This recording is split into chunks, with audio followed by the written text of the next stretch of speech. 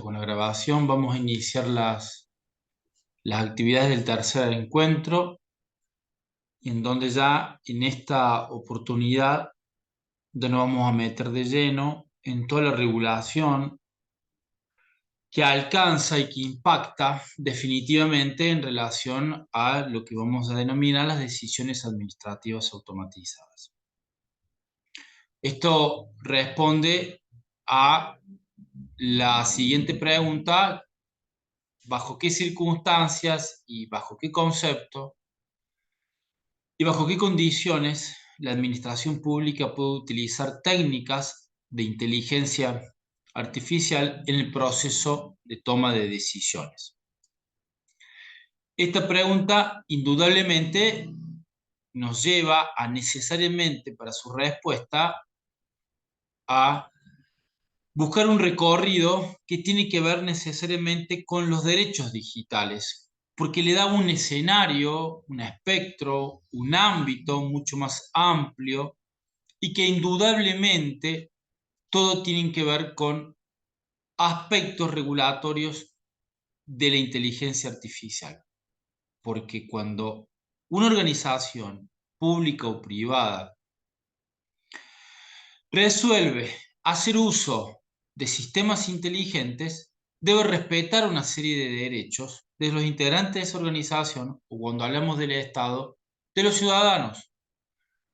Todo lo vinculado al acceso a la información pública, todo lo vinculado a la protección de datos personales, todo lo vinculado a los derechos de los trabajadores en ámbitos digitales, todo lo vinculado a la posibilidad de ser regulado a través de sistemas. Bueno, en definitiva, y el impacto que tiene sobre los derechos fundamentales, esto necesariamente pasa y tiene que ver con un escenario mayor. Por eso vamos a ir de lo general a lo particular, y por eso el macrosistema de las cartas de los derechos digitales indudablemente nos ayuda a comprender la cuestión, porque las cartas de los derechos digitales regulan e incorporan aspectos de referencia en relación a la inteligencia artificial en contextos públicos. ¿Qué vimos en el encuentro anterior y qué vamos a ver en el encuentro de hoy? Básicamente la problemática de los derechos digitales los habíamos dividido en tres partes fundamentales para hacer un método, una sistematización. La primera parte tiene que ver con los antecedentes. Ahí utilizábamos como herramienta lo que denominamos el derecho de Internet, en donde tiene básicamente tres capas, pero que nos interesaban dos capas o estratos. Una tiene que ver con la accesibilidad, con la regulación de el acceso a la red como una intervención que el Estado hace en una infraestructura como cualquier servicio público. Y allí estaba, por ejemplo, la Ley Argentina Digital, la 27078. Pero también la otra capa o estrato del derecho de Internet es la regulación de los contenidos.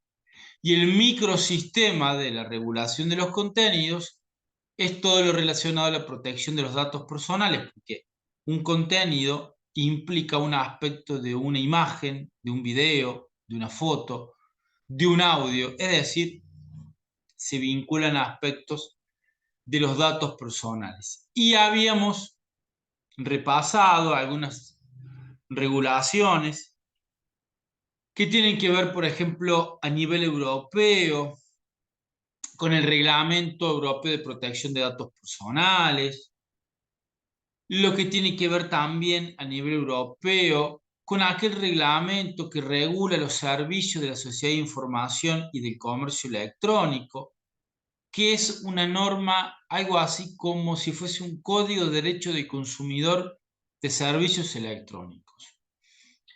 Y allí hay muchos de los aspectos de los derechos digitales y se definen aspectos muy importantes, como por ejemplo la responsabilidad de los proveedores de Internet y demás.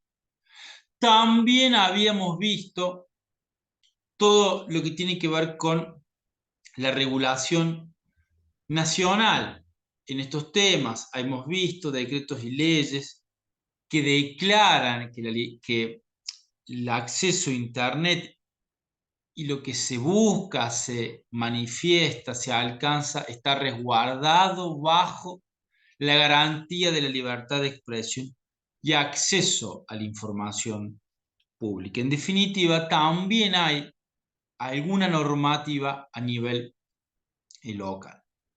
Bueno, voy a compartir pantalla. Eventualmente, si no se ve, ustedes me dirán. Bueno, lo vinculado a los derechos digitales.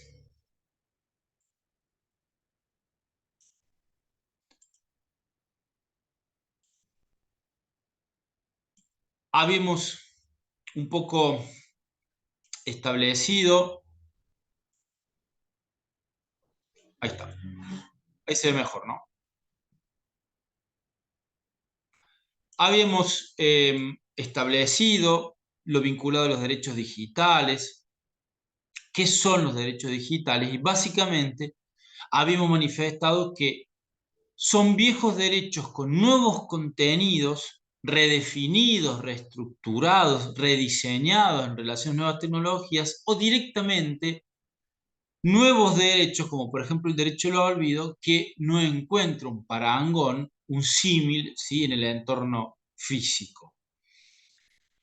También habíamos establecido que muchos de los derechos digitales tienen un andamiaje como antecedente en las constituciones provinciales cuando se dice que limitan el uso de la informática y allí cuando surgen todos procesos constitucionales de la habeas data y también surgen leyes de protección, ¿sí?, de datos personales. También habíamos dado un marco general desde el punto de vista de la necesidad de la protección de los derechos digitales, y esto tiene que ver con el desarrollo de las políticas públicas basadas en derechos, protección, promoción y concientización de los derechos, siempre colocando a la persona en el centro del sistema. Y además destacar que muchos de los derechos digitales tienen especial significación cuando nos referimos a personas en situación de vulnerabilidad. Recordemos, por ejemplo, la ley de la provincia de Córdoba de simplificación administrativa, donde establece un capítulo especial para las personas en situación de vulnerabilidad. Y esto un poco señalar que esto ya lo habíamos visto, pero destacar en este tema en particular la necesidad de empezar a definir nuevos paradigmas. Nuevos paradigmas que tienen que ver no solamente con los clásicos argumentos que recomponen y motivan a las decisiones judiciales en nuevas tecnologías cuando siempre se parte de la libertad de expresión y acceso a la información. Indudablemente, ese paradigma clásico, esa ciencia clásica, digamos, no resuelve del todo la problemática. Por lo tanto, hay que salirse un poco, en mi opinión, de estos paradigmas conservadores y buscar también, a través de nuevos conceptos, reglas, lo vinculado a la persona situada, la persona concreta. Porque parecería ser que este argumento de la libertad de expresión es un argumento genérico, abstracto, y no resuelve, cuando estemos hablando de violación, no resuelve con justeza, cuando estamos hablando de violaciones a derechos personalísimos. El aspecto constitucional está en aquella cláusula de desarrollo humano en nuestra Constitución Nacional que habla del aprovechamiento y difusión del desarrollo científico y tecnológico, la protección del espacio audiovisual. Esto es una cláusula de cierre del sistema para Andrés Gil Domínguez, por ejemplo, en su libro Constitucionalismo Digital, porque sin dudas esa ley de alguna manera habilita regulaciones para el resguardo igualitario de los derechos universales, pero a su vez también permite la intervención del Estado en algunos casos para hacer accesible determinadas prestaciones. Con lo cual, una cláusula de cierre que reinterpreta el sistema y concede derechos. Por lo tanto, aquí tenemos que entender que aunque el texto constitucional de la República Argentina no contenga cuestiones sobre nueva tecnología o poco haga referencia como esta cláusula, no obstante, hay que estar al espíritu, a la finalidad que tiene la norma, lo que nos lleva a la conclusión de que aun cuando una determinada institución no tenga establecida normativamente su faz digital o electrónico, esto no quiere decir que esté prohibida.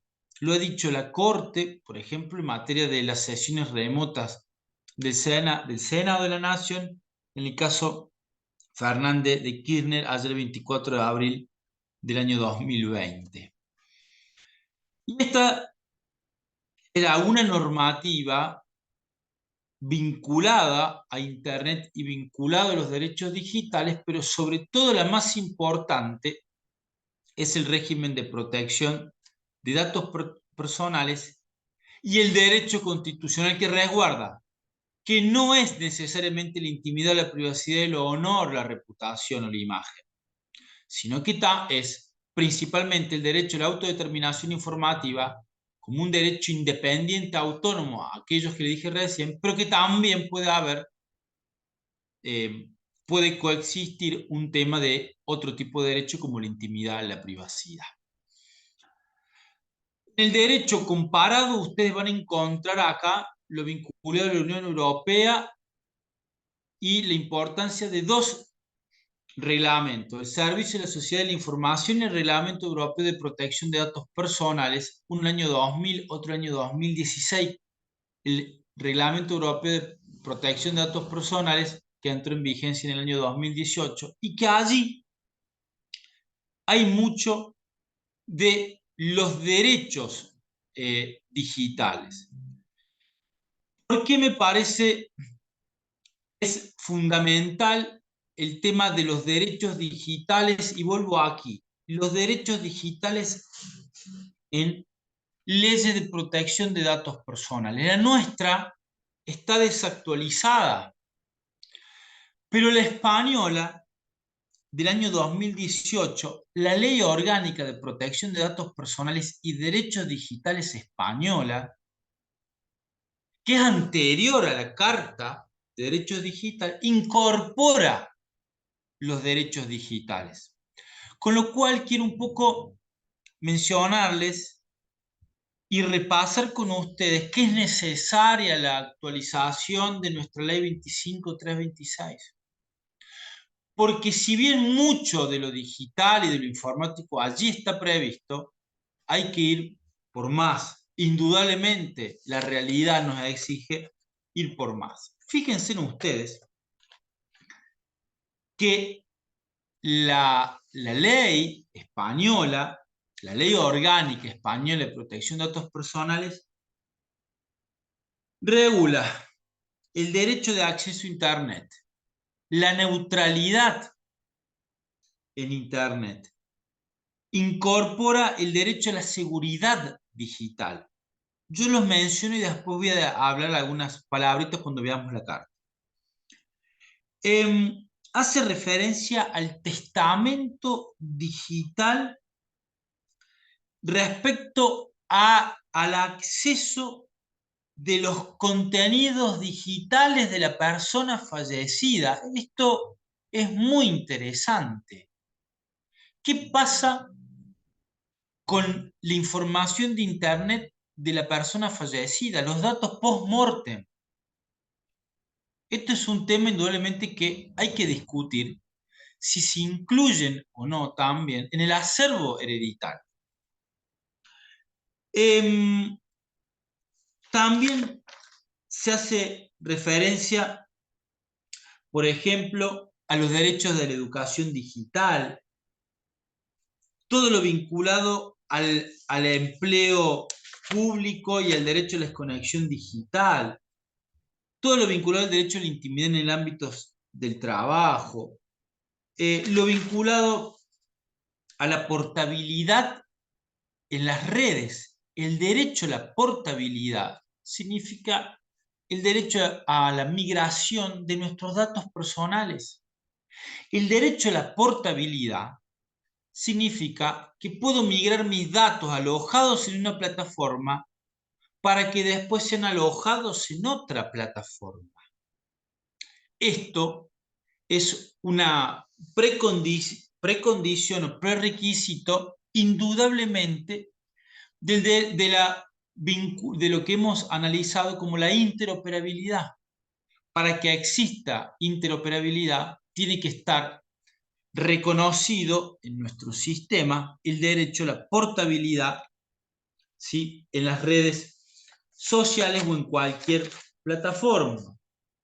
También se hace referencia al derecho a la rectificación, por supuesto, a la actualización, todo lo vinculado a los derechos ARCO, de acceso, rectificación, confidencialidad y oposición de datos personales cuando se desconozca determinados derechos que tengan que ver que el dato se presenta como erróneo, inexacto, no es veraz, es incompleto, ha perdido vigencia, está desactualizado, o ese dato es confidenciable, o ese dato no puede por qué tenerlo determinada base de datos o registros públicos o privados. La clásica pretensión de los derechos ARCO, que es muy importante, y obviamente la administración pública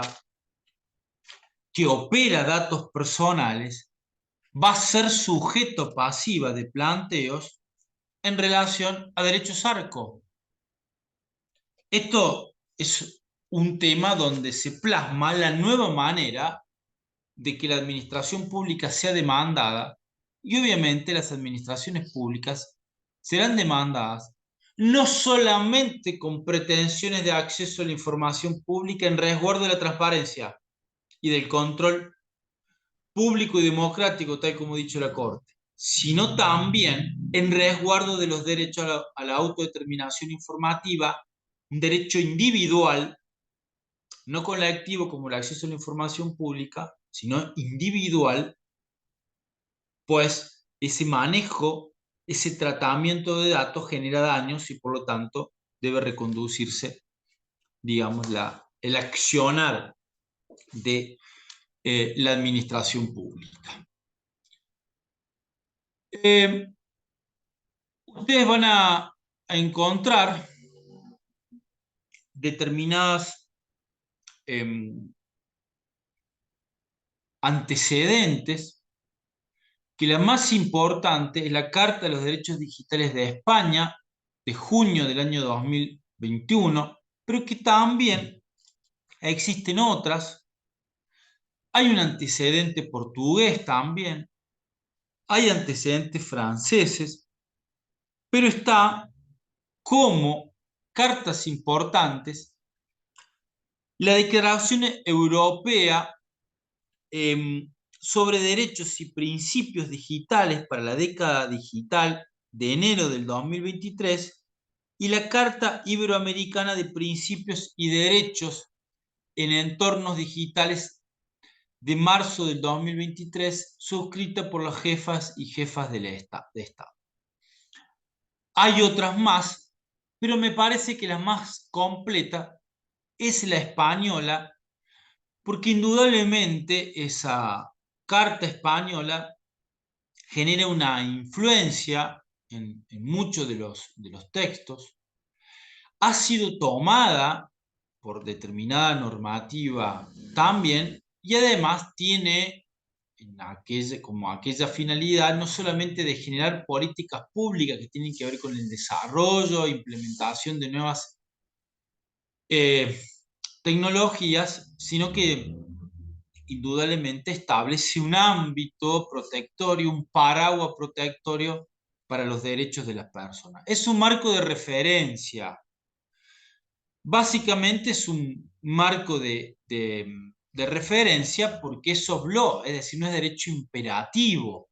No es derecho imperativo, pero tiene el objetivo de reconocer los retos de las nuevas tecnologías y obviamente inspira y orienta a las políticas públicas. Este tema de las cartas de los derechos digitales me hace mucho acordar a lo que un catedrático español, que yo se los mencioné para otro tema, que él habla del derecho administrativo de la información, Javier Barnes Vázquez. Pero Javier Barnes Vázquez también, en muchas de sus publicaciones, él ha dicho que en la actualidad la administración pública se coloca en lo que denomina el procedimiento administrativo de tercera generación. ¿Cómo llegamos a este procedimiento administrativo de tercera generación que no tiene que ver exclusivamente con los derechos colectivos o los derechos de tercera generación? No, porque, y acá hago otro paréntesis, cuando hablamos de derechos digitales, esto toca transversalmente todo lo que se ha denominado generaciones de derechos, que a mí no me gusta hablar de generaciones de derechos, porque los derechos son interdependientes, están interrelacionados y uno es condición de otro. Por lo tanto, esto de hablar de generaciones de derechos no es adecuado porque lo digital trasvasa todos los derechos. Lo que es derecho individual, como la libertad de expresión e intimidad. Lo que es derecho social, como trabajar a través de medios digitales o el derecho de desconexión digital. Lo que son derechos de incidencia colectiva, como el acceso a la información pública, es decir, a través de medios digitales. Por lo tanto, acá no podemos hablar de derechos digitales encuadrándolo en alguna generación de derechos. No son individuales, no son sociales, ni son colectivos. Son los tres al mismo tiempo. Es decir, insisto, nuclea a las tres generaciones de derecho. Por eso, desde la teoría constitucional se ha puesto en crisis este concepto de hablar de generaciones de derecho. Cierro el paréntesis y voy a lo que Javier Barnes Vázquez habla del procedimiento de tercera generación. Y él dice, ¿saben qué? Cuando nace el derecho administrativo, el procedimiento administrativo simulaba al procedimiento judicial y los mayores esfuerzos estaban en incorporar las garantías judiciales a la administración pública. Por lo tanto, la administración pública simula al Poder Judicial. Es un modelo judicial. En la segunda generación, sobre todo en un modelo de Estado social, con la gran intervención del Estado en la economía, la administración pública toma un rol reglamentario y empieza a dictar normativas regulatorias. Allí el modelo de administración es un modelo parlamentario, es decir, simula a los órganos parlamentarios y la actividad de la administración pública se basa en dictar reglamentaciones. Y las regulaciones pasan por que sean abstractas, generales, que se publiquen, etc. Y que respeten, si se quiere, la supremacía constitucional. En el procedimiento administrativo de tercera generación es un modelo administrativo exclusivamente. La administración pública no simula nada, sino que actúa ella misma. La complejidad del proceso de toma de decisiones, las nuevas tecnologías, los problemas ambientales, la falta de información para decisiones complejas, entre otros aspectos, hacen que la administración pública tenga que echar mano a otras herramientas, como por ejemplo el soft law o el derecho blando, y tenga que utilizar regulaciones que lo que hacen es asignar riesgos, administra riesgos la administración pública. Por lo tanto, en la actualidad hay un modelo netamente administrativo, una administración pública que recabe información para tomar la mejor decisión posible, pero que indudablemente esa mejor decisión posible, con el devenir de los tiempos, se va dando cuenta que la va a superar por otra mejor decisión posible. Esto me hace acordar a la pandemia, cuando creíamos que en la pandemia las medidas de aislamiento físico iban a ser las mejores soluciones para combatir la pandemia del coronavirus. Y por lo tanto se hacían controles en las rutas, y por lo tanto el aislamiento, el distanciamiento, etcétera, etcétera. Cuando en realidad después esto se dejó de lado y se empezaron a utilizar otras estrategias. Esto tiene que ver con la complejidad, digamos, de la toma de decisiones frente a un acontecimiento desconocido. Y justamente esto es lo que nos pasa con los derechos digitales.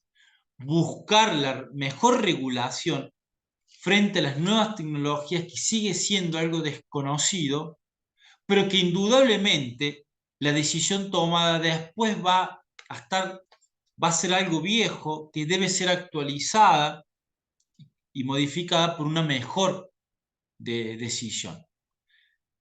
Fíjense lo que ha sucedido ahora. Recién ahora el gobierno norteamericano se dio cuenta que las redes sociales generan daños a los comportamientos de los menores y la demandó a Meta. ¿Que se dio cuenta ahora? Recién. Bueno, quizás pudo haber encontrado evidencias ahora, pero indudablemente el impacto que generan las plataformas sobre los aspectos conductuales de los niños y niñas, obviamente eso siempre todos lo saben. La Carta de los Derechos Digitales los clasifica en 5. Y el método de la clasificación es que parte de derechos clásicos, de la libertad, de la igualdad, de lo vinculado a los espacios públicos, donde allí hay muchos temas que nos interesan a nosotros, es decir, esa tercera categoría. Derechos en entornos laborales y empresariales. Y quinto, derechos digitales en entornos específicos. Vean ustedes cómo parte de lo conocido, parte de los derechos por todos conocidos, pero indudablemente a partir de allí genera nuevos contenidos o componentes a esos derechos y además menciona otros derechos que hasta ahora no eran conocidos.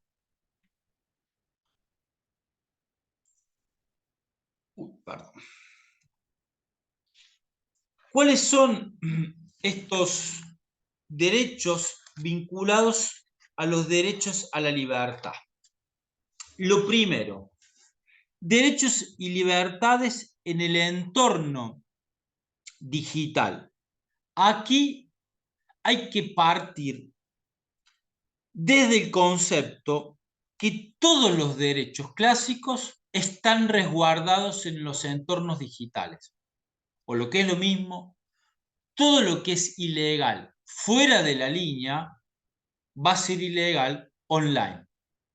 No es verdad jurídicamente y no tenemos por qué llegar a una interpretación necesariamente de que lo que está prohibido puede llegar a estar permitido en el mundo digital. Esto, de alguna manera, es una interpretación indudablemente permisiva y que autorizativa en relación a la generación de daños. Y hay un principio que es el principio de cumplimiento normativo desde el diseño. ¿Qué significa esto?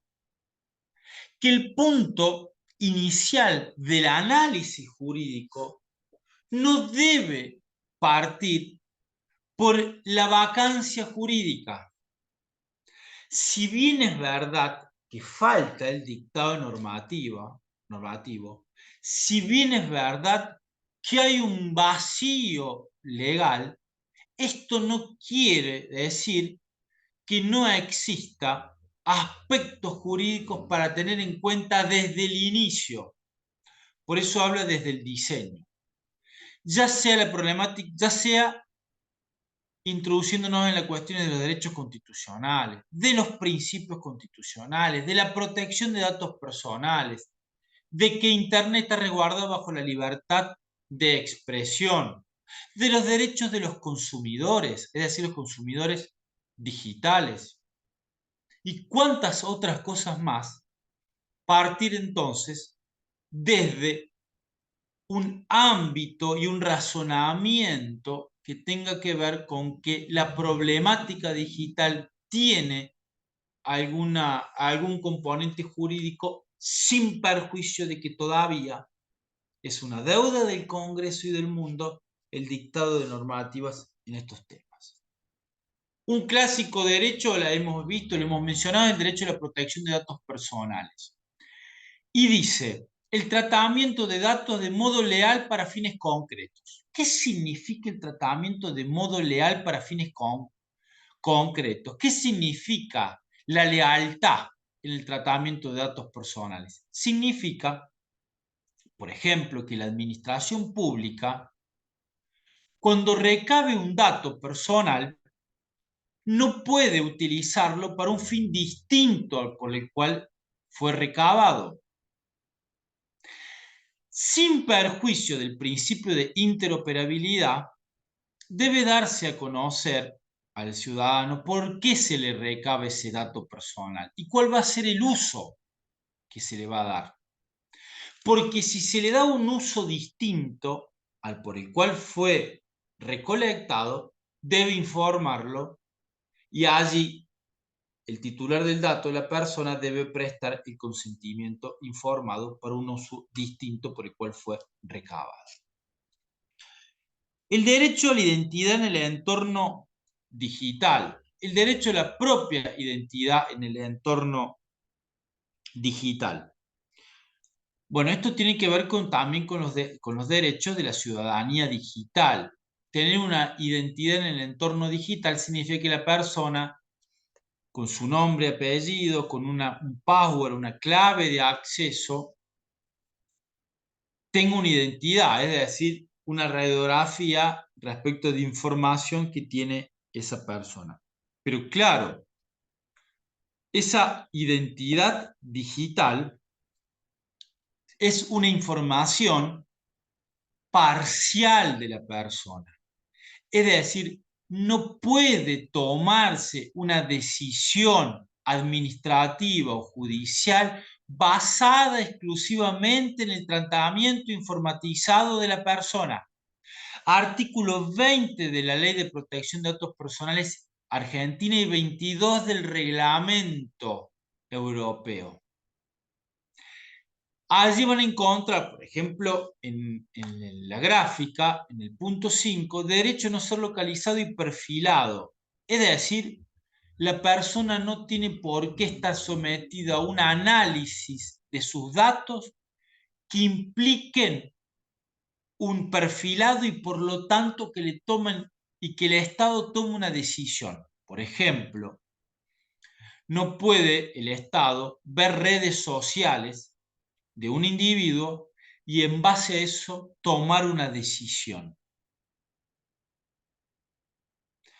¿Por qué? Porque no respeta la identidad digital y tampoco respeta el principio de no perfilamiento. Porque como dice un autor, Stefano Rodotà, en su libro El derecho a tener derechos, dice que los datos digitales, la huella digital de la persona, es una personalidad sintética, es decir, es una parte de la persona, no es el todo. Lo que se ve, lo que demuestra, lo que dice en Facebook, lo que dice en Instagram, lo que está en la AFIP, lo que está en ANSES, lo que está en cualquier plataforma. Eso no quiere decir que la persona sea eso, es una parte de la persona. Vamos a ver que la prohibición de la toma de decisiones, o mejor dicho, la prohibición del tratamiento automatizado de información personal para la toma de decisiones administrativas o judiciales, esa prohibición Oveda no quiere decir que esté prohibido que la administración pública o la administración de justicia no pueda utilizar sistemas de inteligencia artificial. Lo que quiere decir es que debe garantizarse a la persona el derecho a conocer por qué se tomó esa decisión. Es decir, en definitiva, este tema tiene que ver con el principio de explicabilidad. Decime cómo vas a tomar esa decisión, por qué tomaste esa decisión y cómo tomaste esa decisión. Esto tiene que ver con el perfilamiento o el perfilado de la persona. Ustedes van a encontrar ahí lo que tiene que ver con el derecho al pseudonimato. El derecho al anonimato o pseudonimicidad, que también se dice, significa la posibilidad de desconectar un dato de una persona. Eso hay una cuestión de anonimato o pseudo-anonimato, y en donde, en definitiva, allí no va a haber no alcanza la normativa de protección de datos personales porque no hay un dato, es decir, no se identifica un elemento, ya sea una enfermedad, por ejemplo, no se la vincula con la persona. Por lo tanto, allí no hay un derecho a protección de datos personales. Pero, por este tema, se discute mucho si hay un derecho al anonimato. El derecho al anonimato, de alguna manera, es una garantía protectoria mayor que la privacidad. Porque las nuevas tecnologías, digamos, en materia de privacidad, indudablemente pueden ser violentadas, la seguridad digital puede ser desconocida o violentada. Por lo tanto, se dice que a los fines de resguardar la privacidad y la libertad absoluta de expresión, garantizar el anonimato como un derecho, es decir, expresarse libremente sin que se conozca quién se expresó. Una garantía de la posprivacidad, dicen algunos autores. Este concepto, que yo no tengo más tiempo, digamos, de desarrollarlo, indudablemente genera muchos riesgos, porque atrás del anonimato puede haber alguna manifestación que atenta contra el honor, la reputación de una persona, que atenta contra el buen nombre, que busca a través de discursos del odio generar daños a la persona y por lo tanto allí no hay manera para proteger y resguardar. Por lo tanto, es un tema muy discutido en estos tiempos.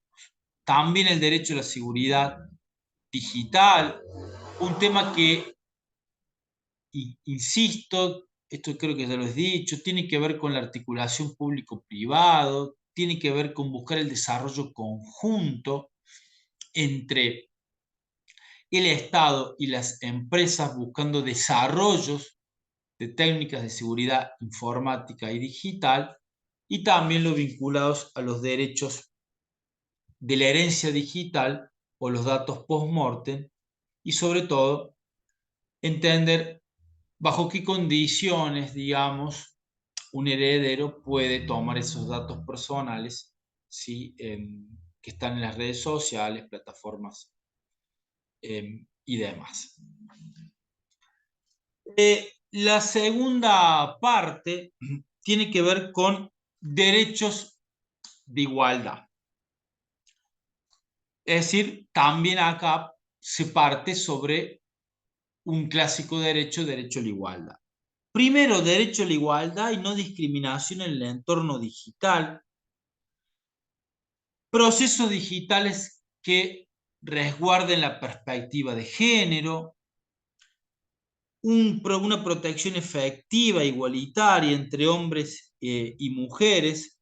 Buscar reducir la brecha digital. Garantizar el acceso universal, asequible, con calidad. Y no discriminar a través de Internet. Pero muy interesante, es el tema de la protección de los menores en el entorno digital, que acá también mucho el Estado tiene que ver porque debe poner en funcionamiento mecanismos de seguridad informática mucho más efectivos que cuando hablamos de datos de personas adultas. Es decir, todo dato de un menor es un dato sensible por sí mismo, porque hay un menor. Independientemente que ese dato de una persona adulta probablemente no sea sensible. Es decir, hay un principio subjetivo de resguardo. El dato de un menor es sensible porque su titular es una persona menor de edad. Esto implica entonces de que los programas de los gobiernos, de la administración pública vinculado a la minoridad, vinculado a la salud, vinculado al desarrollo social, vinculado a la asistencia educativa y demás, deben tener un resguardo de protección mayor para evitar que se estigmatice a ese niño, niña o adolescente. Y a su vez, también establecer que esta Carta de Derechos Digitales establece la prohibición de perfilamiento para los menores. Es ilícito cualquier práctica de perfilado que implica manipular a la conducta del menor. Esto es lo que es la demanda del gobierno de los Estados Unidos contra Meta, porque perturba el conocimiento, la subjetividad o la personalidad del menor. Un menor, digamos, le puede generar ansiedad ver determinadas fotografías, puede generarle discriminación, el tema de los rasgos físicos, puede ser pasible de conductas de grooming, de moving, etcétera, de ataque, de ciberataque a través de las redes. Por lo tanto, hay un ámbito de resguardo especial. Y dice esta normativa la necesidad de que las empresas que operen datos de hacer un estudio de impacto en el desarrollo de la personalidad de los menores, como así también de los contenidos nocivos o peligrosos. Es decir, si hay plataformas que le van a usar los menores, tenés que hacer un estudio de impacto para ver cómo eso, digamos, conmueve la personalidad de los menores.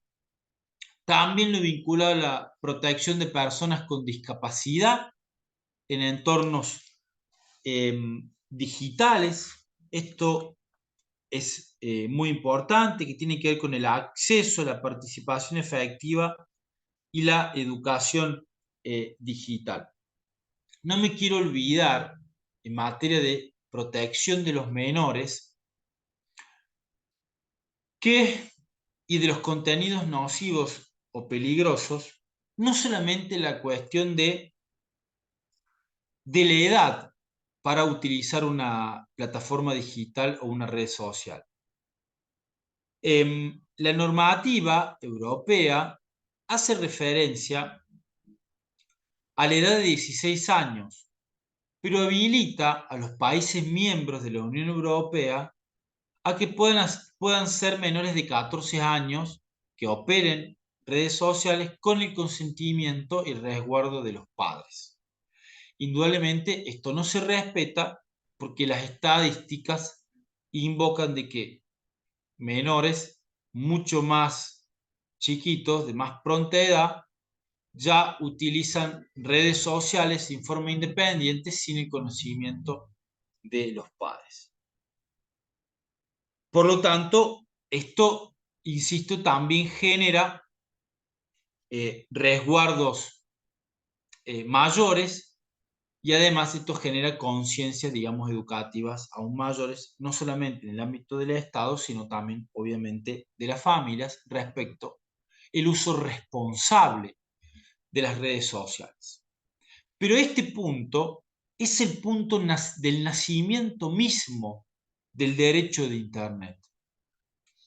Si lo usamos el concepto del derecho de Internet y nos preguntamos a partir de qué momento el Estado resuelve intervenir activamente en estos temas. Es decir, la pregunta se reduce: ¿bajo qué condiciones el Estado interviene con sus políticas públicas, regulatorias, dictando regímenes que impactan sobre el entorno digital? Yo no recuerdo específicamente si en estas actividades, en estas charlas lo mencioné, pero un poco destacar, si no lo he dicho, lo digo, si no lo reitero, de que en los Estados Unidos, en la década del 90, a partir del caso Ruino, en donde en esa jurisprudencia se había modificado la Communications Act, que era la ley de comunicaciones, y en donde se había establecido determinadas prohibiciones de acceso a contenidos de tinte pornográfico por parte de los menores. En los Estados Unidos, en el caso Ruino, contra la autoridad regulatoria, se declara la inconstitucionalidad básicamente porque dice que Internet es una conversación sin fin, que la garantía de la libertad de expresión en la enmienda de la libertad de expresión es esencial para el sistema norteamericano, democrático norteamericano, y que la virtud del pensamiento norteamericano está en la libertad de expresión.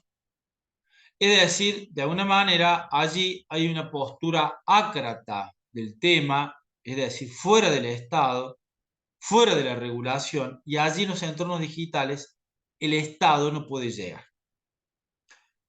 Esta concepción indudablemente fue dejada de lado por un caso en 1998, cuando se dicta en sus abreviaturas la ley COPA, la Children Online Protection Act de 1998, y allí la Corte norteamericana no la declara inconstitucional, entiende de que es una regulación más permisiva, razonable, y por lo tanto a priori no violenta la libertad de expresión. Un poco quiero mencionar que cuando hablamos de menores y la problemática de la regulación estatal es sin duda el tema que da nacimiento a toda la intervención estadual en estos temas y que indudablemente se pone foco en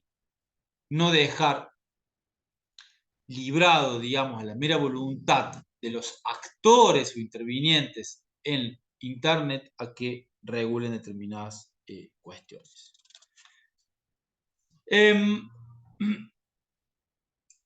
Como tercer grupo, derechos de participación y conformación del espacio público. Hasta aquí estamos bien.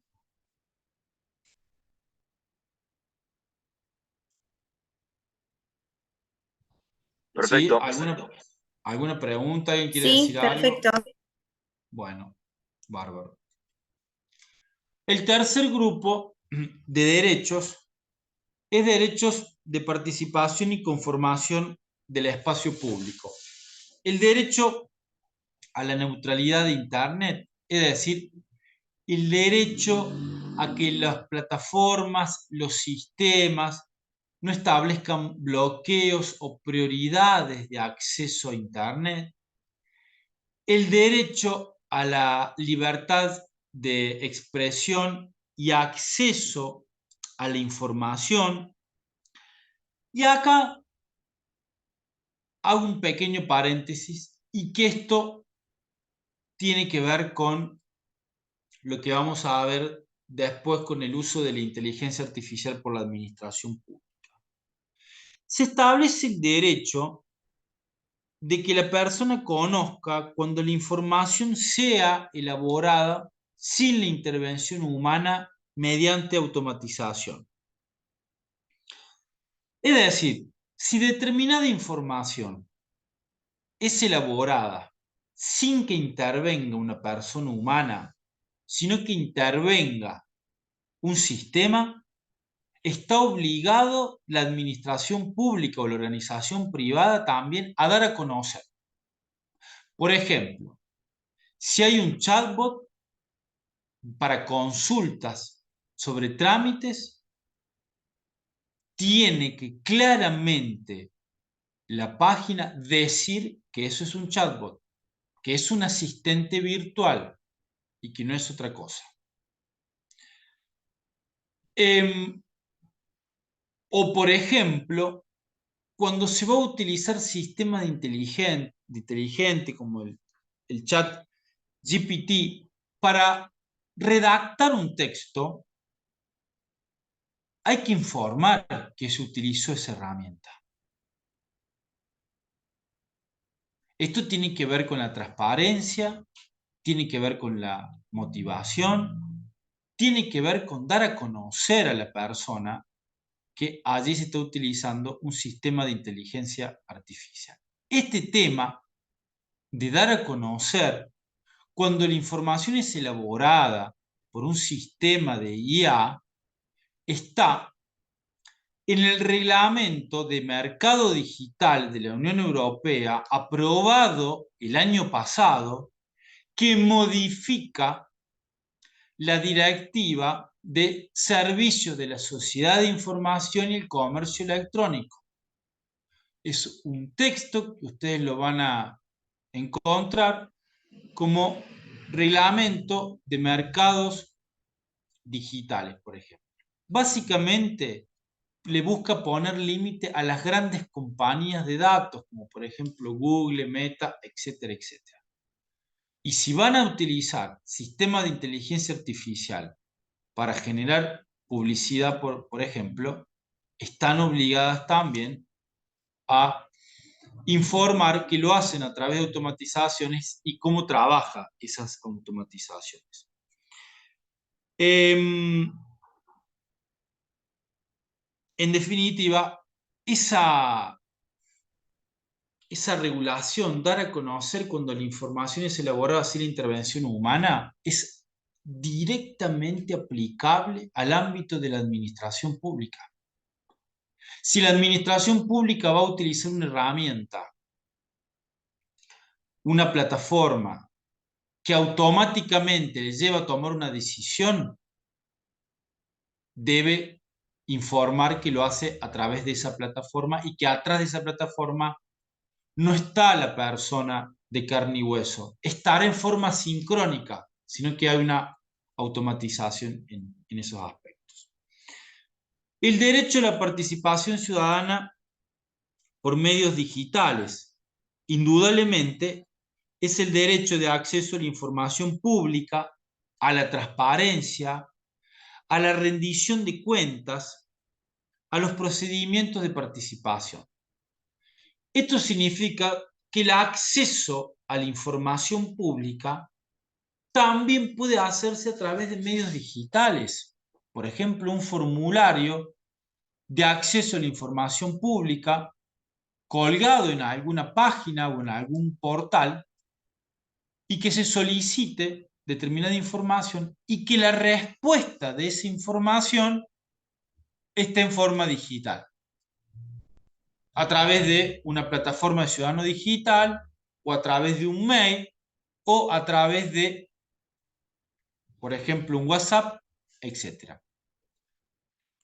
Esto, de alguna manera, así como estudiábamos el acceso a la información pública, con todo el bagaje jurisprudencial de la Corte Interamericana, Claudio Reyes, caso PAMI, caso Giustiniani, caso Margarita Stolbizer en nuestra Corte, caso Asociación de los Derechos Civiles, etcétera, etcétera, etcétera, donde ha dicho la Corte tiene que ver con el control social y democrático, es un derecho de incidencia colectiva, y lo que generó que se dictara la Ley Nacional de Acceso a la Información Pública, y seguramente ustedes en Río Negro también tienen su norma propia, esto también debe hacerse a través de canales digitales. Un procedimiento mucho más ágil, más rápido. Ahora bien,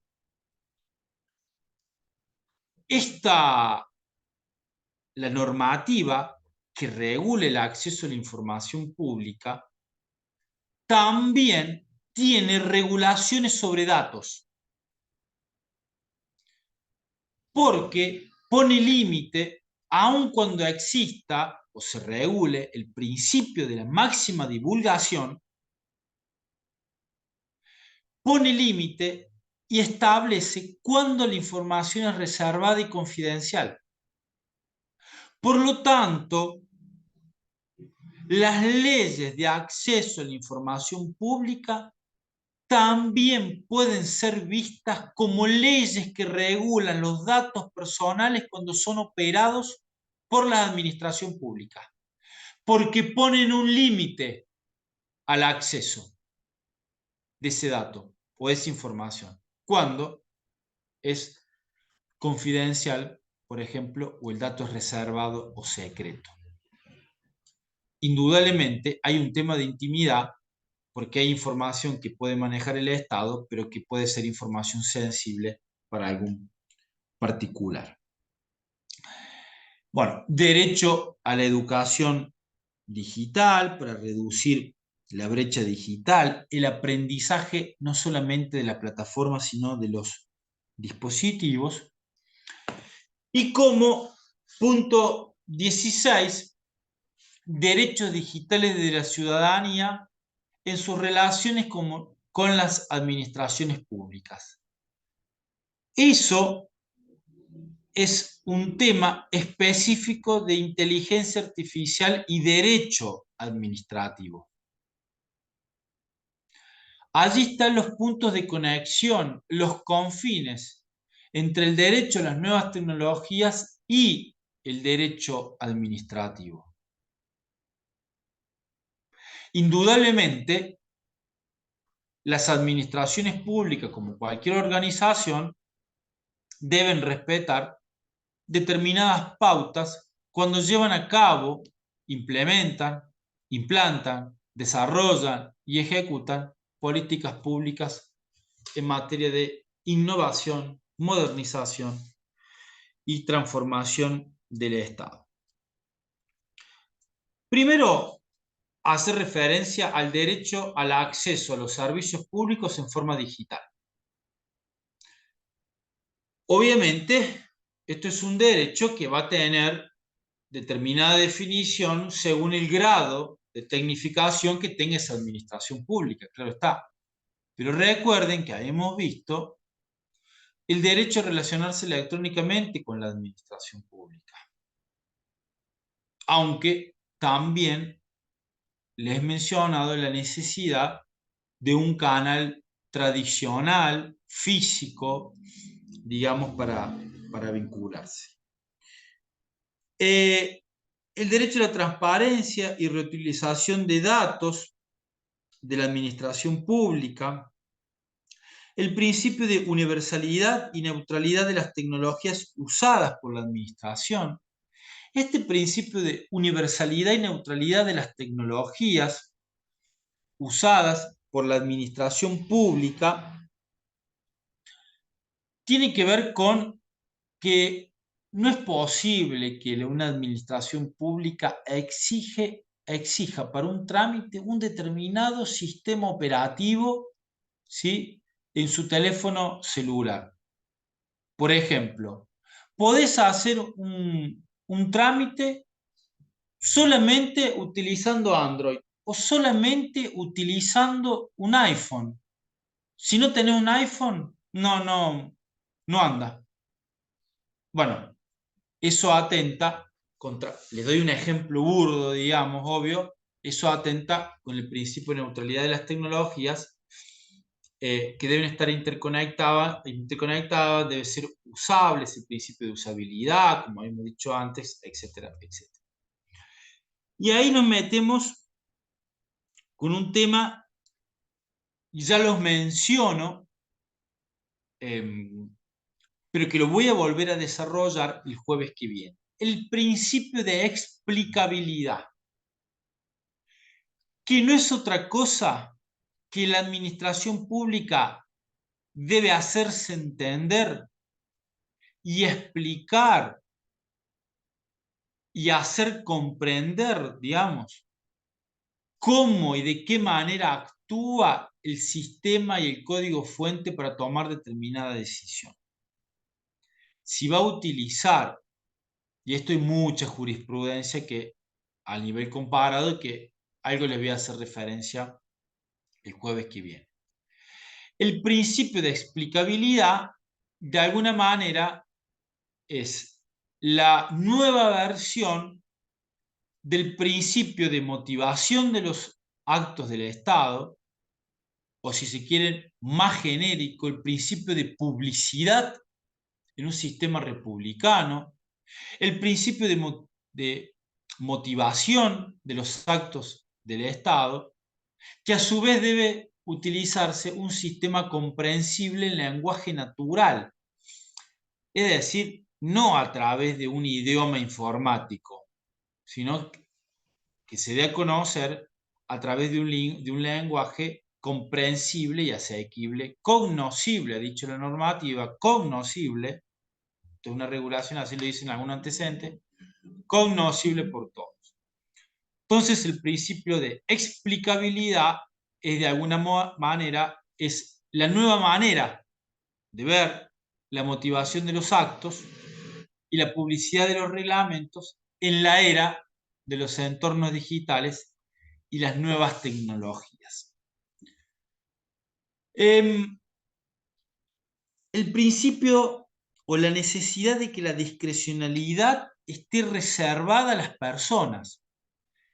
Cuando nosotros utilicemos una plataforma para una toma de decisión, ejemplo básico, la plataforma Cuidar, que me autorizaba o no a circular en la etapa de la pandemia, cuando obviamente que era una actividad reglada.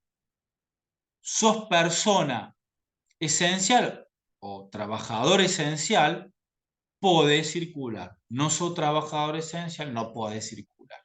Esto de alguna manera es una actividad reglada. La norma prohibía y después autorizaba, con lo cual, de alguna manera, que es una regulación o una actividad reglada. Entonces, si se acuerdan, en la época de la pandemia, cómo estaban redactados los decretos de necesidad de urgencia, que a su vez tenían que interpretarlo las provincias para ver de qué manera, digamos, este aislamiento, distanciamiento, qué actividades estaban cerradas, qué estaban abiertas, cuáles eran los horarios, cómo se regulaba todo eso, que baja de la nación a las provincias, de la provincia a los municipios, que era un lío entender esos decretos, ¿se acuerdan ustedes? Bueno, en definitiva, de alguna manera, buscaba una actividad reglada. ¿Sos esencial o no sos esencial? Punto. Pero por eso la plataforma Cuidar, digamos, era una programación básica, cargabas el dato, decías dónde trabajaba y te autorizaba o no, y después tenés que mostrarla, digamos, al policía. Que era efectivo eso, no, bueno, ya es otra discusión, digamos. Pero que no había discrecionalidad. Cuando el tema es más complejo, para aplicar una sanción, una multa, para tomar una decisión sobre cuál es la oferta más conveniente y un montón de aspectos, ahí ya pasa por una argumentación mucho más sofisticada para un sistema inteligente.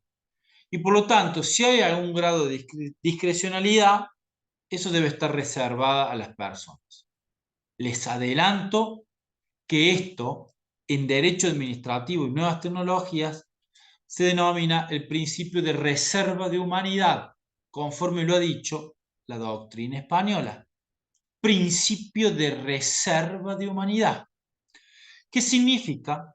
Que en las determinadas decisiones un poco más complejas, allí no debe tomarla el sistema inteligente, sino que debe estar la persona de carne y hueso en forma sincrónica, es decir, allí, al momento de la toma de decisión y del dictado del acto administrativo. ¿Por qué hablo de sincronía versus asincronía? Porque cuando hablamos de decisiones administrativas automatizadas, no decimos que el funcionario no está. El funcionario está, pero en forma sincrónica, es decir, no en el momento de la toma de decisión, sino el funcionario está cuando aprueba, valida, entrena, documenta el proceso del sistema inteligente. Es decir, lo hace o lo resuelve en términos genéricos, aprobando el sistema y después a través de la automatización se toman las decisiones conforme el caso. Finalmente, esto es importante, se regula la evaluación de impacto de derechos digitales en los algoritmos. Es decir, si vas a utilizar sistemas de inteligencia artificial, hace un estudio de impacto respecto a cómo ese sistema se vincula con los datos, qué riesgos hay para ante eventuales daños y decime cómo vas a mitigar esos riesgos, justamente para prevenir los daños. Esto es la lógica del derecho ambiental, esto ya se lo he mencionado, la lógica del derecho ambiental llevada a las tecnologías. ¿Por qué hay que prevenir? Porque si no se previene y hay un problema de seguridad informática y se viraliza un listado de personas con HIV, vamos a tener un gran problema. Un gran problema. Por lo tanto, una evaluación de impacto sobre los derechos digitales en los algoritmos y a su vez que ese algoritmo me diga o que quien utilice ese algoritmo diga si va a haber algo vinculado a arbitrariedad, a discriminación y demás. Porque hay un tema, ustedes lo han escuchado, que tiene que ver con el sesgo de los algoritmos. Los algoritmos tienen sesgo porque los datos tienen sesgos o porque están programados y toman de decisiones sesgadas. Por ejemplo, que tome una decisión en relación a, por género, habilite o no habilite determinadas licencias. Por género, permita o no determinados aspectos para el trabajador. O que relacione actividades con el género. Por ejemplo, que el algoritmo parte de que el personal de limpieza es femenino, por ejemplo. Un ejemplo burdo, digamos, para que no. Ahí hay un sesgo. Entonces, cuidado con las discriminaciones, cuidado con los sistemas de inteligencia en relación a las cuestiones de sesgo. Por eso, evaluación de impacto en derechos digitales en los algoritmos. Tal es la problemática de los sesgos que en España, los sesgos y temas de discriminación, que en España, en el año 2022, en esa ley 15, que es una suerte de código antidiscriminación y tratamiento igualitario para España, es una suerte de ley marco de resguardo ante situaciones de discriminación para garantizar el trato igualitario. Esa ley es una especie de nuestra ley antidiscriminación, para que ustedes lo entiendan. ¿Incorpora la inteligencia artificial en sus regulaciones? Indudablemente, esa ley salió un año después que la Carta de los Derechos Digitales en España, con lo cual la Carta de los Derechos Digitales ha inspirado a esa ley. ¿Qué ha dicho? En el artículo 23 de esta normativa integral para la igualdad de trato y no discriminación, ha dicho que las administraciones públicas, o sea, está enfocada en la administración pública este artículo, cuidado, las administraciones públicas favorecerán la puesta en marcha de mecanismos para que los algoritmos involucrados en la toma de decisiones que se utilicen en las administraciones públicas tengan en cuenta criterios de minimización de sesgos, transparencia y rendición de cuentas. En este mecanismo se incluirán su diseño y datos de entrenamiento y abordarán su potencial impacto discriminatorio. Fíjense, para lograr este fin, dice la norma, se promoverá la realización de evaluaciones de impacto que determinen el posible sesgo discriminatorio. Fíjense la importancia del tema y además la Carta de Innovación en la Gestión Pública del CLAC de Andorra del año 2020, vinculado al principio de explicabilidad también, no me quiero olvidar esto, en el dispositivo 33 dice que los diseños de los algoritmos deben ser transparentes y no deben estar blindados con patentes. ¿Qué significa? No hay patentes. Si la administración pública utiliza un sistema, como es administración pública, como es Estado, como es el principio de publicidad, no hay patentes. No puede invocarse la propiedad intelectual si es el Estado el que toma la decisión. Por eso, articulación pública-privada, por eso los desarrollos de la IA en la administración deben ser principalmente o preferentemente desarrollos públicos.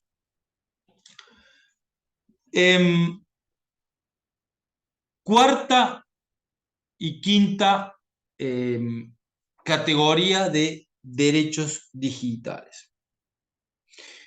Derechos digitales de entorno laboral y empresarial, derechos en el ámbito laboral, ya algo habíamos dicho en relación al derecho a la desconexión digital, el derecho a la intimidad, el derecho a no ser ubicado a través de sistemas de geolocalización, que obviamente si a través de una plataforma que tiene que estar abierta permanentemente, se va a saber dónde estamos, por lo tanto hay un tema de perfilamiento y hay un tema de violación a la intimidad. Y si eventualmente, dice la carta, la administración pública va a utilizar IA para sus recursos humanos, como por ejemplo detección automatizada, instantánea de tardanzas, llegadas tarde, aplicación de sanciones por llegadas tardes, apercibimiento, etc. Si lo va a hacer en forma automatizada, debe notificar al agente que va a utilizar eh, sistemas de inteligencia artificial. Y finalmente, derechos digitales en entornos específicos. Por ejemplo, derecho a un desarrollo tecnológico y un entorno digital sostenible. Se deberá perseguir la sostenibilidad medioambiental y el compromiso de generaciones futuras. Eso el resguardo de la sostenibilidad medioambiental y la sustentabilidad está muy bien marcado en la Carta Europea de Derechos y Principios de Entornos Digitales para la década digital. Hay un artículo específico en relación a cómo esto se conecta con el derecho medioambiental. Lo vinculado al derecho a la protección de la salud en entornos digitales, el acceso a la cultura en entornos digitales y demás. Y también se hace referencia a derechos ante la inteligencia artificial. Esto un poco ya lo hemos mencionado, pero nuevamente volvemos con este tema importante, porque en este entorno específico, así como habíamos visto la utilización de la inteligencia artificial en materia de espacio público, es decir, la administración pública, acá nuevamente hay un capítulo específico de cómo se regula el uso de la inteligencia artificial. Principio de no discriminación, transparencia, auditabilidad, explicabilidad y trazabilidad. Esto ya hice referencia, no discriminar, dar a conocer. Auditabilidad significa el control, verificar. Explicabilidad, ya lo dije. Trazabilidad es ver de qué manera el dato, cómo se mueve ese dato, ¿sí? Cómo se va modificando, qué decisión se va tomando en relación al mismo.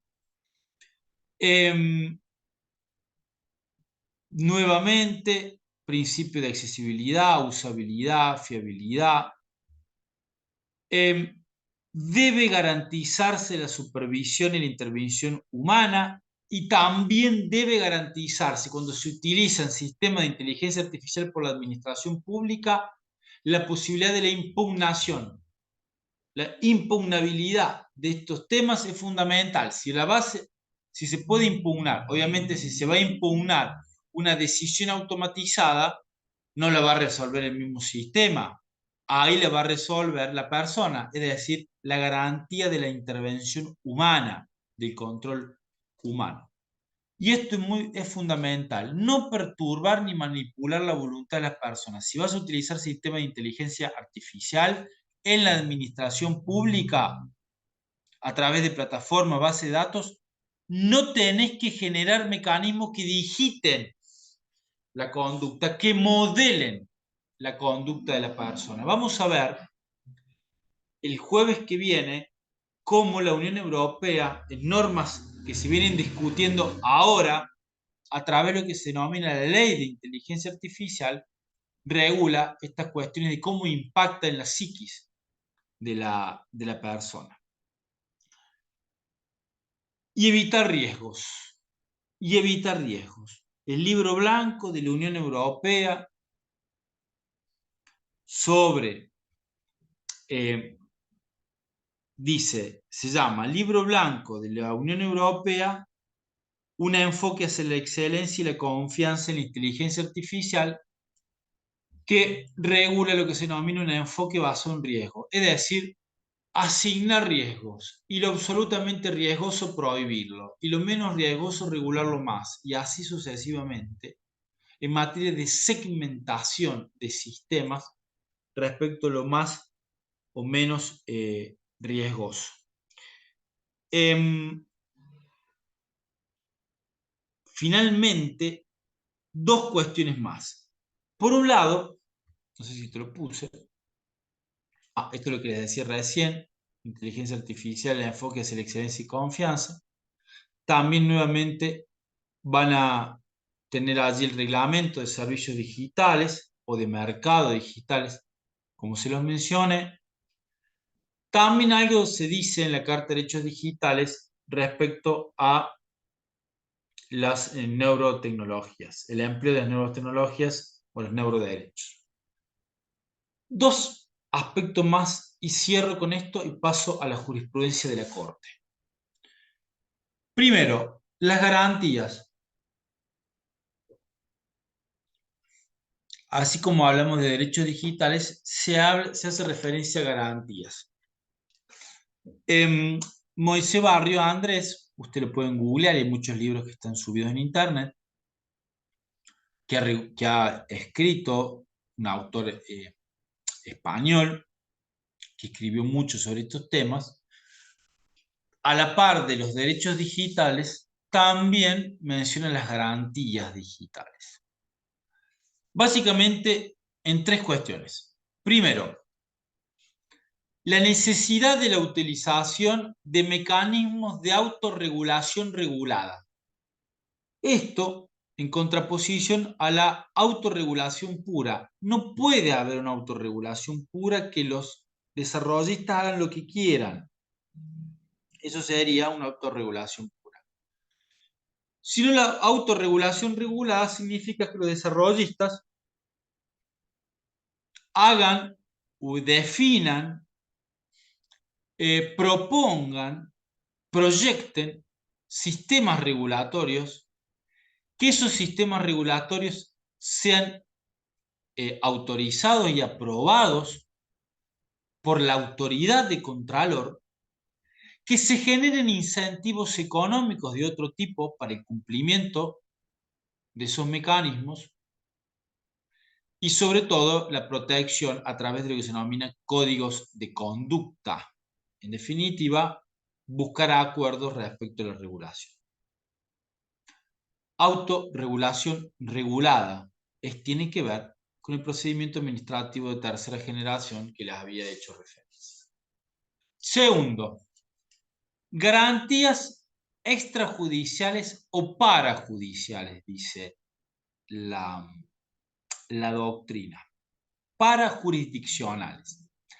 Esto no es otra cosa que las agencias o autoridades de aplicación o autoridades regulatorias generales o sectoriales. Por ejemplo, se lo menciono y vuelvo más adelante, ustedes van a tener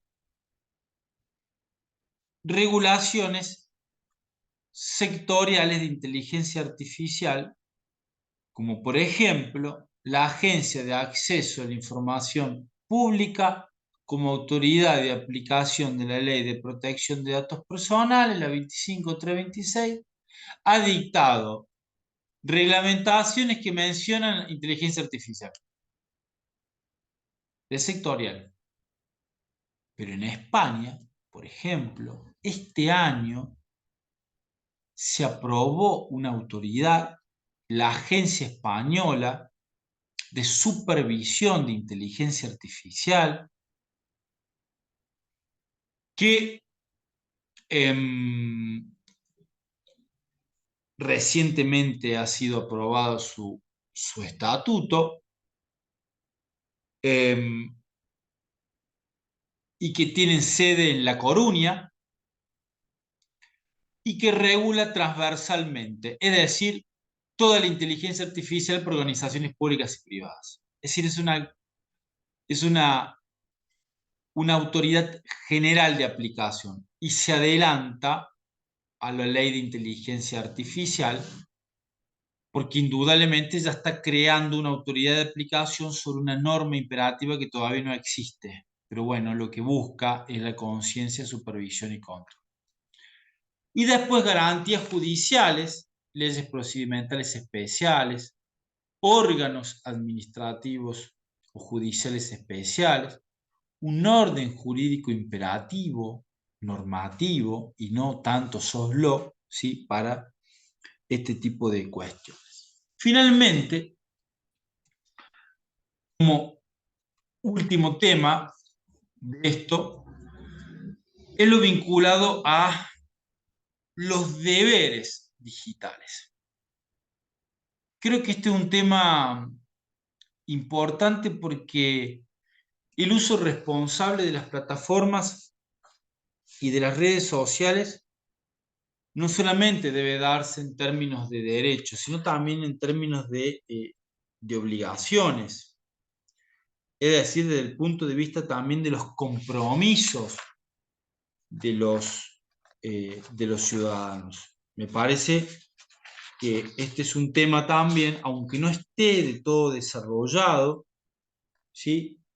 Tiene que ver también con la contracara de los derechos digitales. Fíjense en ustedes, la Carta Iberoamericana de los Principios y Deberes en los Entornos Digitales, hablo de una de las cartas que habíamos mencionado, esta la Iberoamericana, dice que la necesidad de traducir nuevas realidades digitales en una ampliación del campo de los derechos de las personas y el cumplimiento de sus deberes en entornos digitales. Indudablemente, para las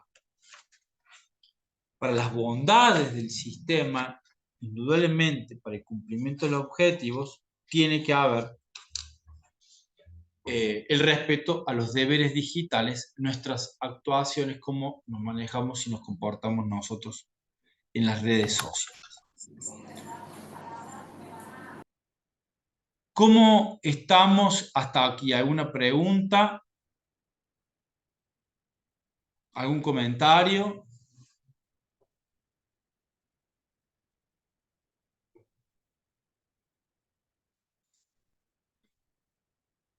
¿Les resulta interesante?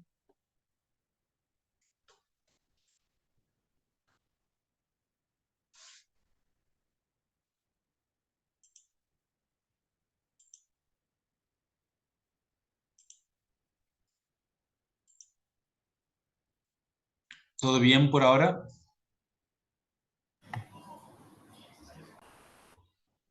Bueno, algunas palabritas en relación a la jurisprudencia de la Corte, en relación a los derechos digitales, eh, y en todo caso, después vuelvo con una causa judicial que me interesa que la veamos, en todo caso, el jueves que viene un poco más descansados. ¿Qué tratamiento ha tenido la Corte Suprema de los Derechos Digitales? Con esta terminología claramente no, con este grado de exactitud claramente no, con estos terminología, con esta precisión claramente no. Pero tampoco podemos decir de que es un tema de que existe una absoluta ausencia jurisprudencial en nuestro país. Tampoco vamos a decir y caer en esa simpleza de que todo lo que les dijo recién, no hay nada de jurisprudencia en nuestro país. Hay jurisprudencia en nuestro país, indudablemente, todavía no tenemos un fallo que establezca, por ejemplo, las condiciones de utilización de IA por la administración pública. Ese grado de precisión no lo vamos a tener, pero sí tenemos mencionados, reconocidos y tratados pretorianamente algunos de los derechos digitales, que es lo que me interesa que podamos advertir, repasar y después continuamos también el jueves que viene. Vuelvo a compartir pantalla. ¿Dónde estamos?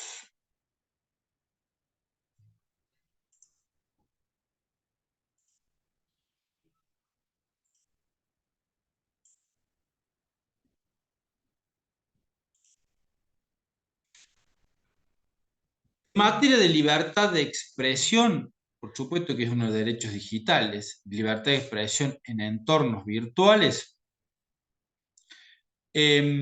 La Corte ha dicho que la reproducción de dichos de otra persona no trae aparejada responsabilidad civil ni penal. Esto de alguna manera utilizando la doctrina Campillay y de la Real Malicia en el caso Sujarchuk contra Warley, donde una persona había manifestado a través de un blog o había citado a través de un blog una manifestación negativa de otra.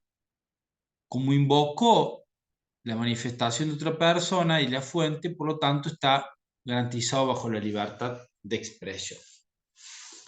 En un caso CZM contra Google del año 2018, estos son todos fallos de corte, la Corte rechaza una medida cautelar en donde se había planteado en términos muy genéricos respecto de que debe bloquearse determinados contenidos pornográficos que surgían de una persona sin que se haya identificado debidamente cuáles eran los links o las direcciones de esos contenidos. Por lo tanto, la Corte ha dicho, no existe la prohibición general de monitoreo de los buscadores en relación a las páginas de terceros. Por lo tanto, debe precisarse específicamente cuál es la página que debe bloquearse.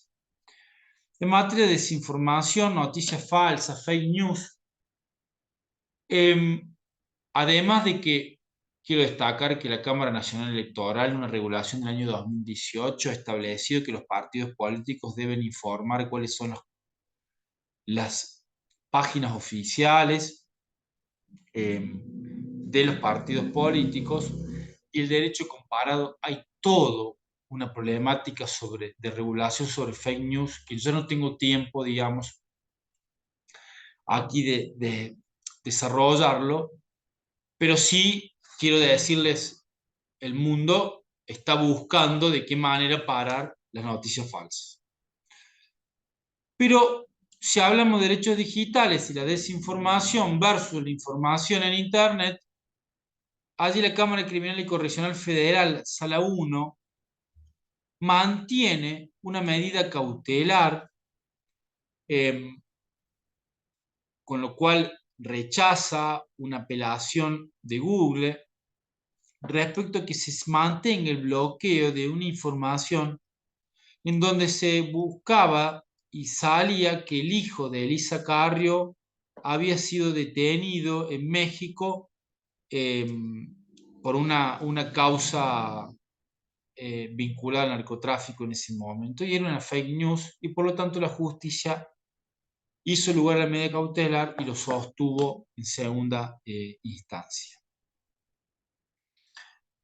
En materia de intimidad, privacidad, honor, lo vinculado a bloqueos de comunicaciones y demás, hay mucho desarrollo jurisprudencial sobre medidas cautelares en Internet. Allí no quiero decirles que está, eh, además de esto está tratado en el libro mío de Internet de Astrea, de los 2 tomos, sino que también en un libro que se presentó ayer en Salta. El autor es Pablo Silvester, que se llama el libro Derecho de Internet, un libro también amarillo. Ahí hay un capítulo muy importante sobre medidas cautelares en los entornos virtuales. Para citar uno de los fallos de corte, uno de los pocos fallos de corte, la causa Paques. La Corte rechaza, o sea, y sostiene el rechazo de una medida cautelar que se buscaba el bloqueo de un determinado enlace donde se informaba un hecho de violencia contra los estudiantes que había tenido un funcionario, creo que era de la Universidad Nacional de La Matanza. Y allí la Corte dijo, no bloqueamos nada, es información pública, es un funcionario público, hay una opinión pública ahí, tiene que ver con una política pública, la cuestión educativa. Por lo tanto, rechazamos la pretensión de Paques, esto llega por recurso extraordinario y lo sostiene la Corte. También tiene que ver la problemática de los derechos digitales con todo el desarrollo jurisprudencial que ha hecho la Corte en relación a la responsabilidad de los proveedores de servicios de Internet, específicamente los buscadores. Aquí, en esos tres casos, María Belén Rodríguez, Gimbutas y Valeria Massa, toda gente muy conocida, en donde en su momento aparecían en páginas de ofrecimiento de servicios sexuales la fotografía de las chicas. Obviamente se demandaba patrimonialmente el buscador porque no se conocía quién era el dueño de la página donde se subían esas fotos. Si se hubiese conocido, se demandaba principalmente a quién subió esas páginas. El problema era el anonimato y el desconocimiento. Por lo tanto, se demanda a quién es más rentable, que fue el buscador. Y acá el debate es si debe responder el intermediario, el proveedor de servicios de Internet. Y allí la Corte hace todo un despliegue de la libertad de expresión, la presunción de inconstitucionalidad de cualquier censura a libertad de expresión, defiende la libertad de expresión en Internet, hace referencia a la importancia de los buscadores y dicta la doctrina judicial a modo de holding y también a modo de óbice en relación a cuándo responden los buscadores. Y ha dicho, si la información es absolutamente lesiva y nociva, sin que exista dudas de eso, van a responder los buscadores cuando exista una intimación privada y los buscadores no procedan al bloqueo de ese link, de ese enlace. En cambio, cuando la información sea dudosa, cuando no se esté claro si es un contenido nocivo o no, van a responder una vez que fueron notificados administrativamente a través de una intimación de la autoridad de aplicación, la Agencia de Acceso a la Información Pública, o judicialmente una medida cautelar y los buscadores no hagan nada. Y ahí recién van a responder por los daños. Esto, y además, antes que todo esto, sienta el principio de la responsabilidad subjetiva, porque se discutía si el factor de atribución era objetivo o subjetivo en todos estos casos. Hubo casos, como Paola Krum, de la Justicia Nacional Civil, que ha dicho que los buscadores es una actividad riesgosa. Y la Corte dijo, no, acá tiene que haber un aspecto subjetivo, culpa o dolo, como factor de atribución en materia de responsabilidad. En derecho al olvido, que de alguna manera acá la Corte analiza derechos digitales, no analiza el derecho al olvido porque no lo menciona, no dice una sola palabra. Yo fui amicus curiae, en este caso en la Corte, la audiencia de los amicus curiae fueron en marzo del año pasado. Yo estaba a favor del planteo de ella, que era una visión, una visión un poco más progresista a favor de ella, asociaciones más conservadoras o pensamientos más conservadores a favor de Google. y que allí se discutía la problemática del derecho al olvido, que en todo caso, si ustedes quieren, con más tiempo, el jueves que viene, desarrollamos el caso Natalia Negri para dos derechos digitales.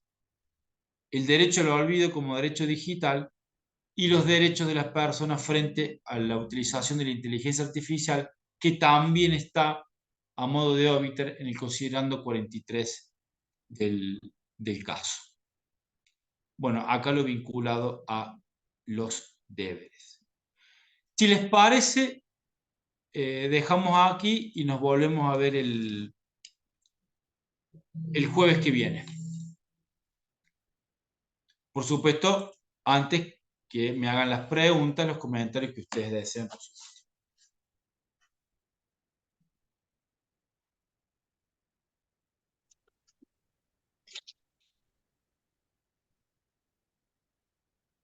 Yo tengo una pequeña pregunta, una consulta que quizás ya fue comentado, pero no pude captar si lo fue en realidad. No choque, Eh, por favor. Eso sí te voy a no, pedir, no choque. ya estamos, paré para eso justamente. Ah, bien. Ahí está. Y bueno, la pregunta es, pasa que uno por ahí tiene varias cosas que hacer, ¿no? Entonces se va No, acomodando en función de horarios familiares y laborales y entiendo, estudios. entiendo, entiendo. Ah, vale. Sí, Eh, sí. bueno, la pregunta entonces es, nombró usted varios principios hoy, muchos de ellos basados o fundados en normativa europea. En estos principios, ¿cómo se transforman, cómo se aplican acá en Río Negro o en Argentina, básicamente? ¿Cómo serían cómo es que derivan o que se pueden invocar desde Argentina? ¿Tenemos alguna normativa que los traiga o los asimile de alguna Por manera? ejemplo, está muy buena la pregunta para refrescar lo que dijimos recién. Por ejemplo, cuando la Unión Europea regula la utilización de la inteligencia artificial para cualquier tipo de organización pública o privada, pero vamos a la organización pública, vamos al derecho administrativo, habla del principio de explicabilidad. Y después habla del principio de comprensibilidad, conocibilidad, etcétera, etcétera. Esto, aun cuando nosotros no lo tengamos así regulado, lo podemos traspolar con el principio de motivación de los actos estatales, el elemento causa y motivación. Entonces, si la administración pública va a utilizar sistema de inteligencia artificial, debe fundar de qué manera el sistema llega a esa solución. Y a través de otro principio conocido como el principio de acceso a la información y la publicidad de los actos de gobierno, debe poner a disposición en lenguaje natural los sistemas de inteligencia, el código fuente, para que todos se entiendan y cómo se llega a esa solución. Es decir, lo que en palabras raras está, digamos, en el sistema o en la regulación europea, con los principios clásicos en las instituciones clásicas del derecho administrativo, también podemos alcanzar el mismo resultado. Bien. Bien, gracias. ¿Está claro, Alejandro? Quedó claro, perfecto, gracias. Buenísimo.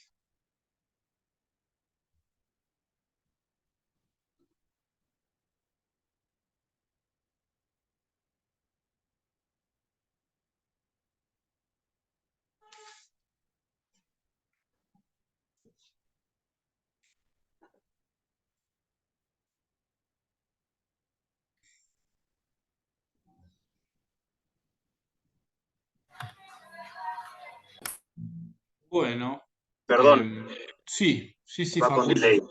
Tengo otra consulta. Respecto a lo que hablaban hace un rato de la protección de las infancias, sobre todo en las redes sociales, eh, y según la normativa europea, acá en Argentina creo que no hay nada de eso, pero sí está regulado por las propias compañías en las bases y condiciones, que es el piso de minoridad o de edad para tener un perfil o para ser usuario de las mismas. ¿Qué Sí. pasa ahí? Porque en los hechos ocurre algo que quizás no está, no está contemplado, que, que contradice o choca con otro derecho de los chicos sobre todo, que es el de la vida insertada en sociedad. Porque los chicos usan redes sociales desde muy chicos y las necesitan a veces, en general las necesitan, para sociabilizar y desarrollarse en sociedad. Ahí están chocando dos derechos y la normativa europea no contempla eso, me parece. Sí, un poco, a ver, más allá de la normativa europea que tendrá su criterio, las políticas de privacidad de las redes sociales muchas veces chocan con dos subsistemas jurídicos nuestros. Chocan con la Ley de Protección de Datos Personales, ejemplo, digamos, facultan a que tus datos personales sean cedidas a terceras compañías y vos no puede haber cesión de la sesión. Entonces eso va en contra de la 25.326. Y también choca con el microsistema jurídico de defensa del consumidor, el consentimiento informado también. Es decir, ser usuario de una red social es contratar un servicio digital, digamos, es una contratación electrónica. Bueno, entonces con lo cual también va en contra por muchos aspectos en la ley de defensa del consumidor. Ahora, claro, vos planteas, los menores la necesitan. Exactamente, los menores, los adultos, todos las necesitan. Lo que uno un poco está viendo, si efectivamente los menores la necesitan para sociabilizar, relacionarse, buscar información, entonces que el Estado debe regular y poner límites respecto a la información que les aparece. Por ejemplo, si los algoritmos les van a generar estigmatizaciones físicas respecto al estereotipo que debe tener un niño, niña o adolescencia físico, eso tiene que estar regulado, porque le va a generar un cuadro discriminatorio a ese chico. O, por ejemplo, si al chico le gusta un deporte y está buscando cosas de fútbol y le viene publicidad directa de los botines Puma, los botines Puma, los botines Puma, y la mamá no se los puede comprar, eso le genera una ansiedad y un perjuicio negativo. Entonces, está bien, está bien que se regulen y que lo usen para sociabilizar. Ahora lo que hay que hacer es buscar los límites respecto a qué información les va a venir, porque todo lo que vuelve y les aparece tiene una razón de ser en cuanto al algoritmo que va buscando información para volverla para enriquecer y recrear, digamos, el vínculo. Por eso no digo que no se use, lo que sí digo es que haya regulaciones para un uso saludable y responsable de las redes sociales.